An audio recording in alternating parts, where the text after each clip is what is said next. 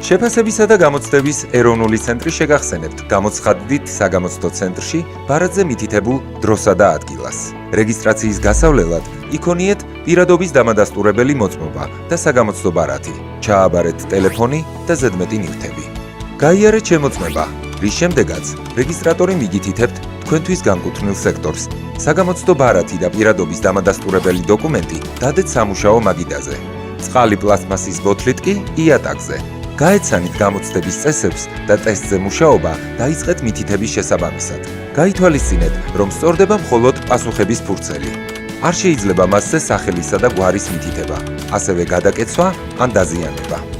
ტესტზე მუშაობის დასრულებისთანავე ჩააბარეთ პასუხების ფურცელი, ასევე ფურცლები შავი სამუშაოსთვის მეთვალყურეს და მისი მითითების შესაბამისად დაადასტურეთ ხელმოწერით.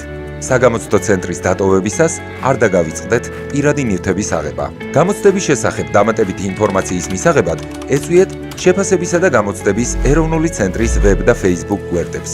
შეფასებისა და გამოცდების ეროვნული ცენტრი გისურვებთ წარმატებას.